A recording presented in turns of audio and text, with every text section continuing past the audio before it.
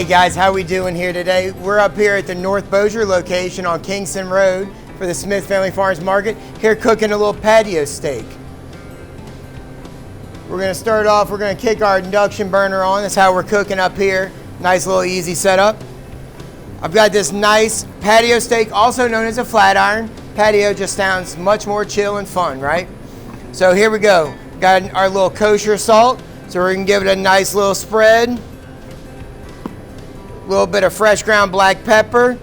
I go a little heavy on the pepper. This is a very flavorful steak. It can hold up to the challenge.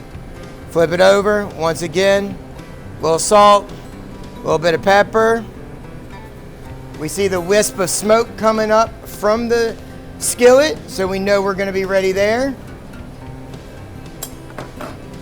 On this one, we'll give it a little oil on each side of this.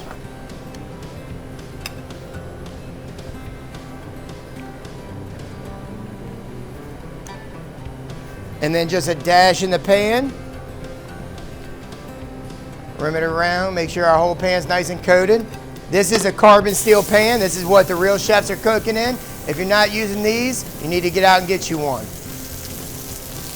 So on this, we're just gonna look for a nice, good, hard, crispy sear. This is a traditional pan steak, so it's gonna go quick. And then once we get the sear on both sides that we're looking for, we're probably gonna go ahead and baste it out a little bit with a little bit of brown butter.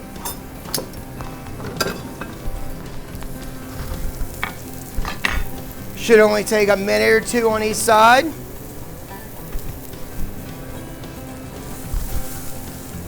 See if we can't do it without setting the alarms off in here.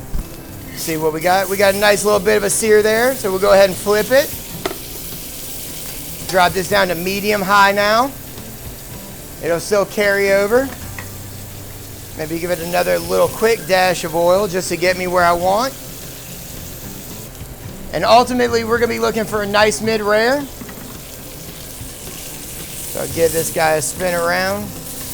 Give it in about another 30 seconds on the sear, then we'll start to add some butter to the pan. Now I've got a nice bit of a sear on each side. So what I'll do now is I wanna baste this thing out a little bit. So in order for me to baste, and this is not for everyone, if you feel comfortable doing it, great. If you don't, just let it continue to sear, it's gonna be good. But for a nice little baste out, what I'll do is I'll take what I call a small amount of butter. You know, I spent my life in restaurants, so that's still a small amount of butter. We'll let that get in there. I'll tuck the cubes up at the front, bring it back, and just ladle over the top.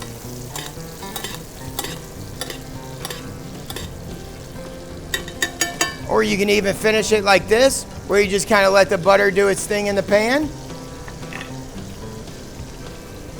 And it'll continue to caramelize.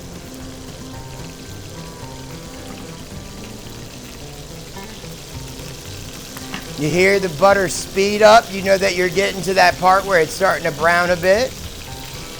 And from there, I'll go ahead and give this the old flip over. As long as you're moving the butter, it won't burn up on you as much. So once again, we'll go back to basting a little.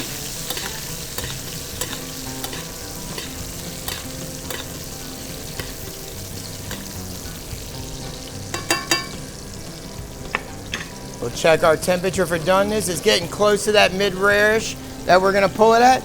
So what I'll do here is a little bit of garlic right in the pan. Let that move around.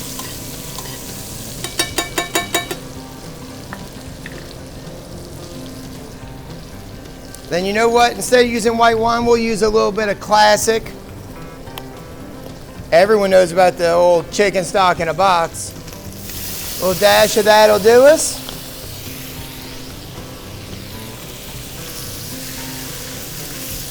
We'll go ahead and pull this guy and turn off our burner.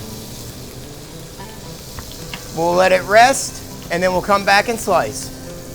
Now that we've let our patio steak rest, we're gonna go ahead and slice it up and enjoy.